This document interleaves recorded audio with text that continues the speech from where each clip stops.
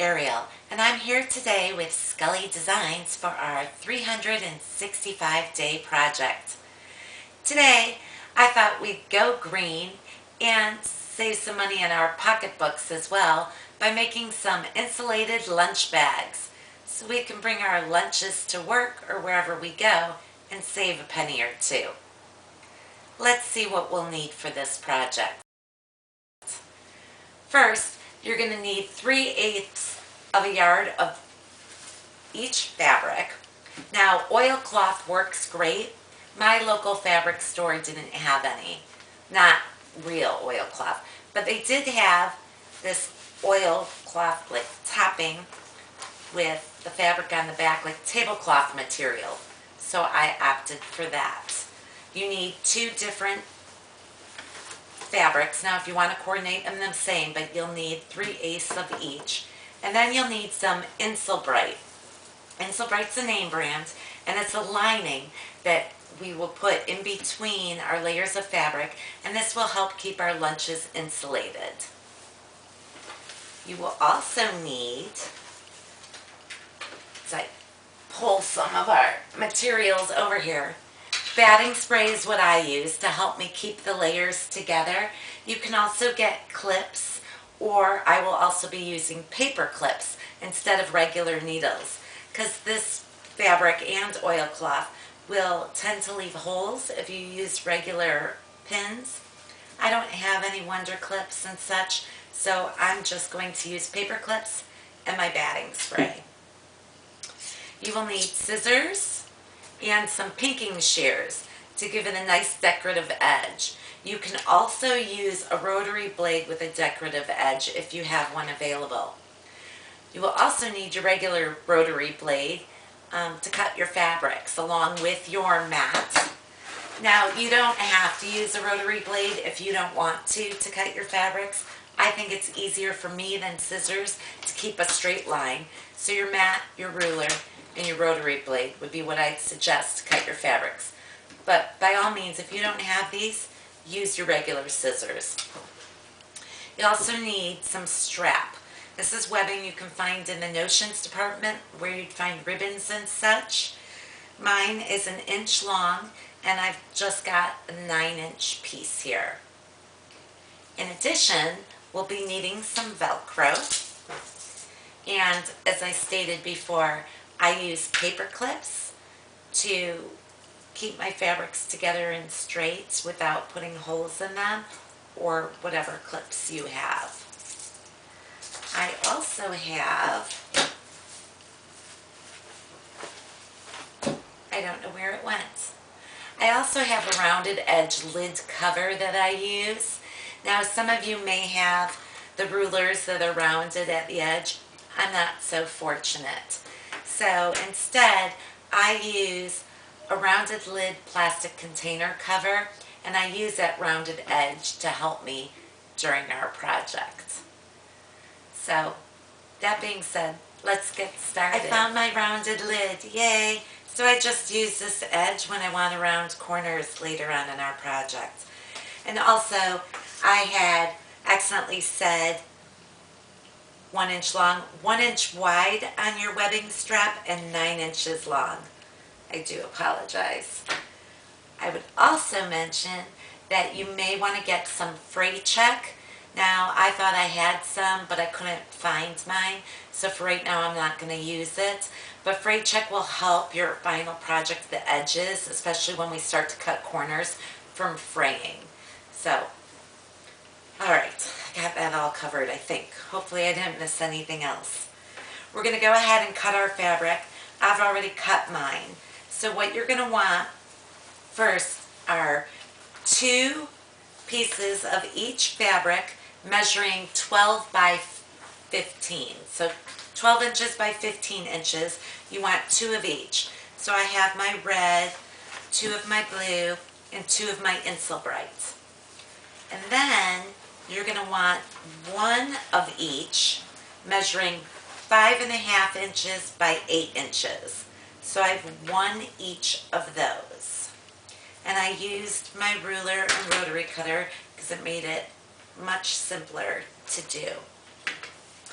Now that I've done that, I'm going to decide which fabric I want for my front and which one I want for my liner fabric. I think I'm going to go ahead and make my red my front fabric. And I'm going to find the center just by folding it in half a little bit and creasing it. And then I'm going to measure 2.5 inches down from the center point, and I'm going to put my Velcro and sew my Velcro there. I'm also going to go in about an inch in each corner and sew a small piece of Velcro to each of the top corners on my front. And then I'm also going to want to do that on my back piece, just the corner ones. You don't need another center one there. So just the corner ones. And you're going to do the Velcro piece that is the rough edge for that, because then you're going to have a flap later on that'll have the softer edge that'll go over, or vice versa. But make sure you have them the same. You know, it's preference. So whatever you prefer. And you can make these different sizes if you want, but this is a great size for the perfect insulated lunch bag. So I'm going to go ahead and measure out and cut my Velcro, and I'm going to go sew those on, and I'll be back. I've gone ahead and I've sewn my Velcro down. Now I made this piece about 4 inches long, and I centered it with my front piece of fabric that I'm going to use, and I sewed it 2.5 inches down. My Velcro was self-peeling sticky, so I just put 2 stitches on the top and the bottom just to help keep it secure, because with a lunch bag you're going to be opening and closing it quite often, so I want to make sure it stays secure. And then I did 2 corner pieces about 1.5 inches. Now I made the rough side of the Velcro on my front, and then my back piece, which is the exact same fabric, I did the same thing only with the softer piece of Velcro. So these are about 1.5 inches, and I put them in about 1 inch into the top and the sides.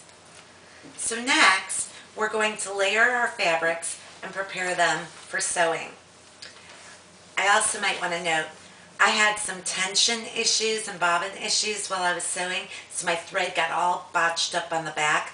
And thankfully it happened now, because no one's going to see this.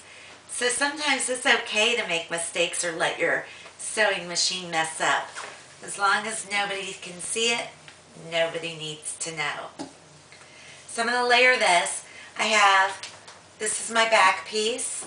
I'm going to get a piece of my Insulated batting, and I'm going to center it over it.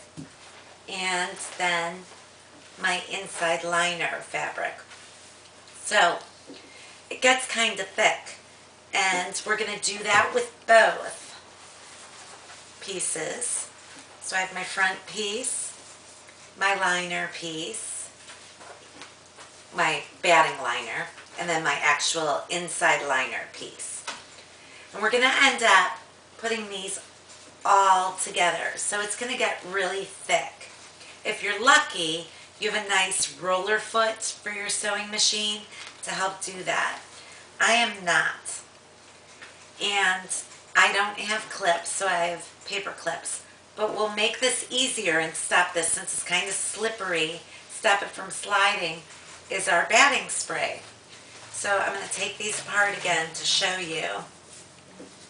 Now you don't want to put the batting spray directly on your fabric pieces everybody's going to see. You want to put them on your liner.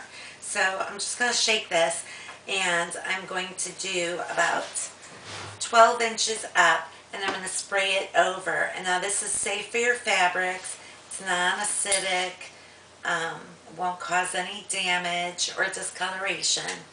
So I'm just going to spray it about 12 inches over. I'm going to put a nice layer. It's going to give me like a sticky glue to help me stick it to this fabric piece. And I'm overspraying a little bit because I'm trying to do it where you can see sitting down. So I've done that, and I'm just going to flip it over and get it on this piece of fabric. I got to line it up, right? Um, wait, maybe I'm going to put the fabric over on this side first to make it easier to work with. So I'm going to layer it so that it's even and go down. This side's not even. This is going to help it stick and adhere better, so when I'm sewing it doesn't come all apart. There we go. Just smooth that. Nice. So that's what that batting spray helps you do. Now I'm going to flip it over and do the other side so I can get my lining piece. Again, like 12 inches. I'm kind of spraying it all over and making a mess. It's kind of fun. Reminds me of that silly string spray. Alright, and I'm just going to line this up with the top and the edges. And again, do the same thing. This will help sewing and make it so much easier. If you have a serge or sewing machine, it'll probably be better. Okay. Now I'm going to do it with the back side as well. Isn't this cute? It's like a little face. Hi, how are you? It's like Minecraft or something. Kids will want to play with it. Alright. Sorry, I get distracted and self-entertained very easily. I'm going to put my pieces aside. I'm going to get this batting spray and do it again. It'll dry clear. Nobody will know. Like I said, it's really nice to work with. I line this up as best as I can. Get it all smoothed out. I'm a little off over here, so I'm going to fix that.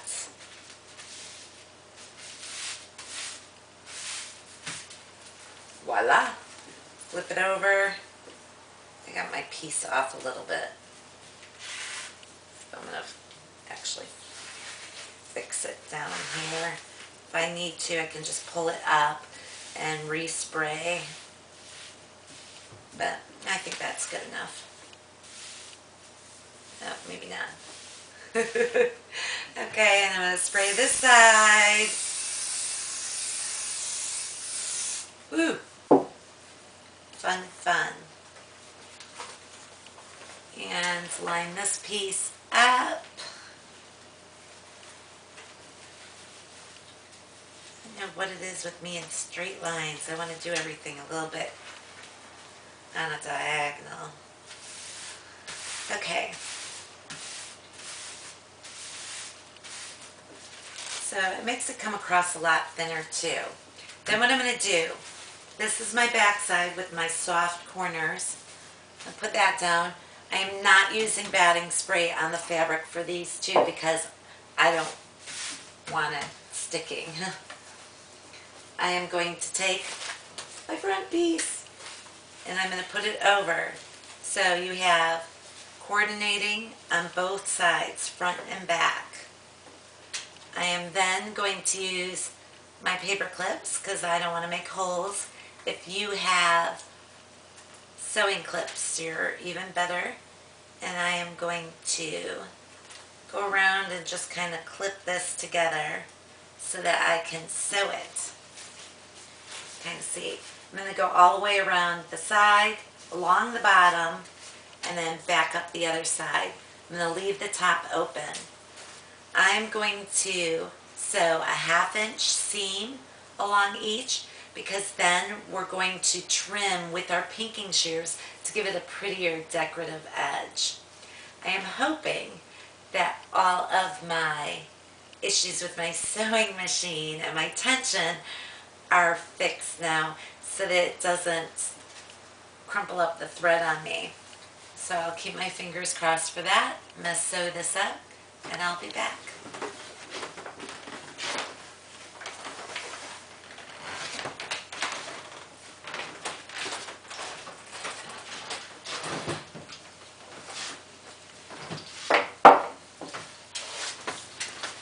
As you can see here, I've gone ahead and I've sewn a 1/2 inch all the way around, and It helped that I have squares on my pattern to help me follow. I have a little pocket here, my cute little face. Now what we're going to do is, and these stitches will be seen, so I did use a longer stitch. I used the longest straight stitch that I have, and I made sure to also backpedal when I started and when I stopped pivoting around. So now, because this is what we're going to see, and we're going to see our stitches, we want to make this a little bit more decorative looking.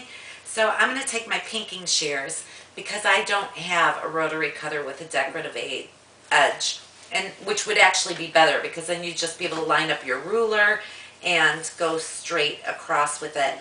I only have pinking shears, so I'm going to have to be a little bit more careful cutting it to make my decorative edge go around. And I'm going to go all the way around, so then we'll have that nice little edge. And that's why I did the 1/2 inch seam, because you're going to cut probably 1/4 of that inch of that off all the way around, so you get it perfect. I'm going to go ahead and do that, and then I'll be back. I've taken my pinking shears and I've gone all the way around just to make our edge look a little bit more decorative. Now, the secret to using the pinking shears, because I'm used to using a rotary decorative edge, which I don't have right now, and is so much easier, so I would recommend investing in that. But for the pinking shears, if you don't have that, the trick is, since you have the 6 layers on the edges there, I would take 3 of them in the front and cut, and then flip it over and cut your bottom edges. I have a little frayed there, one I missed, but that's what I would do. I do 3 at a time, cutting them, and you get that nice, cute, decorative edge. Next, we're going to get ready to make our gussets, and that's so our lunch bag will fold in and have that triangular type look for a lunch bag. So we are going to take our cutting mat and our regular rotary blade or scissors if you don't have, and we're going to cut. We're going to measure and cut 2.5 inch squares in the bottom 2 corners. So you're going to do a 2.5 inch square there and a 2.5 inch square there. You're going to completely cut it out. So let's go ahead and do that.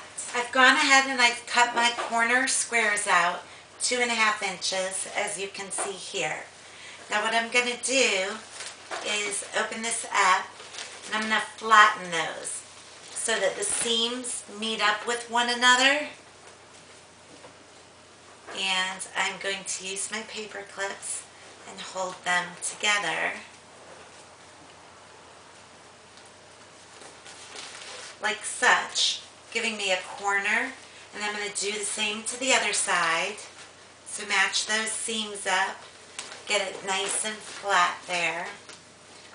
I got fuzzies all over the place. Now this is where your fray check would come in handy really well to stop all that fraying, and I'm going to have to find where I put mine.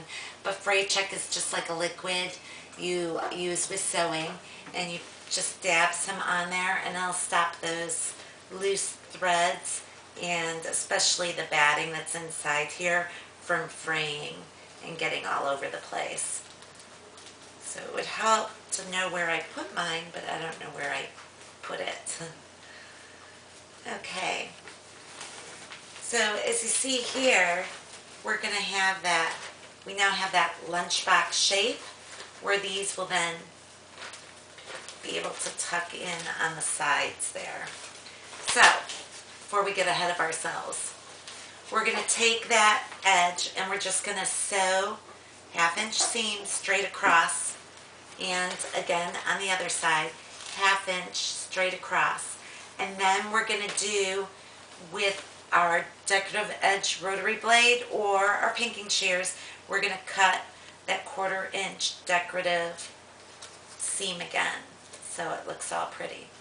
Alright, I'm going to go ahead and sew up my corners and trim them out, and I'll be back for our next step. We're starting to look like a lunch bag. Yay! we have our corners done and lined up. You can line it right up with your Velcro on the sides then and push those sides in so you get that triangular shape. Now this is the one disadvantage to me using the tablecloth fabric, since I couldn't find regular oilcloth, is that it has that extra lining, so it gets a little bunchy here, but that's okay because when I Velcro and push my sides in, it doesn't really show anyway. It just shows decorative edge, and it'll insulate my bag that much more. Regular oilcloth, you won't have that though. So next, we need to do our flaps. Take your 3 5.5 by 8 inches of fabric. You should have one of each. And later on, we're going to use the basting spray to get them all set again. First, I'm going to walk you through the steps because then I'll probably just go ahead and do them. I'm going to use my lid. If you have one of those rulers that you can use that'll do your circular cut edges, you can. So I'm just going to line it up, and I'm just going to trim to make it a rounded edge. And then I'm going to flip it over and do the same thing on the other side, so we have a nice rounded flap. And then once I do that, I'm going to separate these pieces, and we're going to put the Insulated liner aside for a second. We are going to take our 4-inch Velcro, the soft side, so that it'll line up with this front side, and we're going to put it on our blue fabric, our liner fabric, and we're going to put it on the top edge so it'll be rounded there when we do it. And we are going to put it on the top so that when we fold it over, it'll line up. And then on our red piece of fabric, or your front fabric, whatever you've chosen, we're going to take our 9-inch webbing and we're going to center it, and we are going to fold it over on each edge and sew it, and this is going to be our handle. So let's go ahead and do that. And once we do that, we will then use our basting spray again and line them up as they are, and we will sew all the way around the edges and do our pinking shears again, and then all we'll have to do is sew it to the bag and we'll be done. Woohoo! Okay, I'm going to go do that. Sew on my Velcro, sew on my handle, do my rounded edges, base spray them all together, and sew them around. And I'll be back.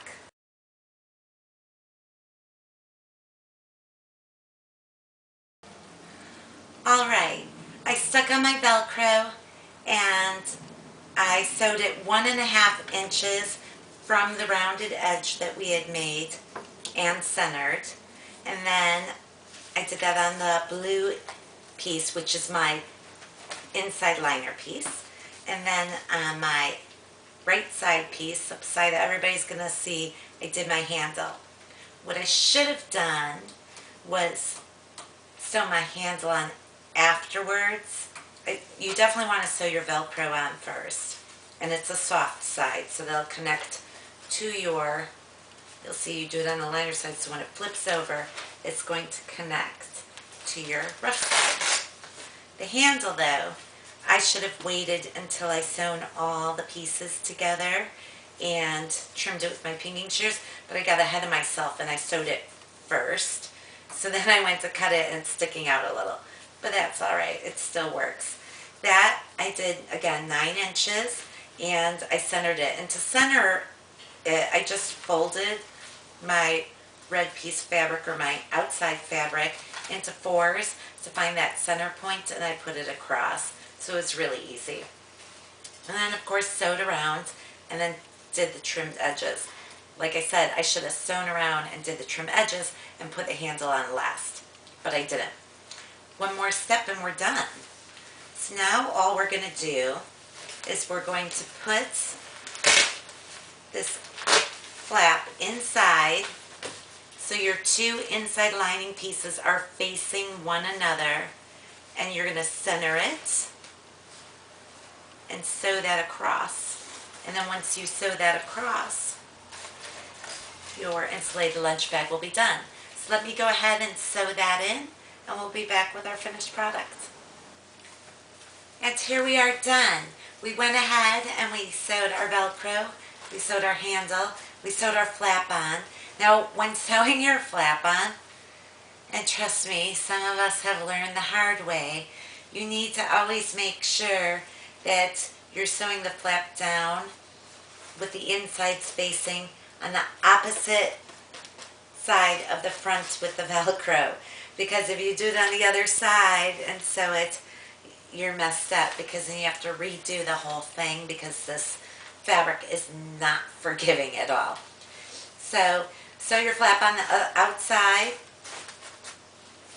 with insides facing one another, inside liner pieces facing, and then we went all the way around with our 1/2 inch seam and then trimmed it all the way around.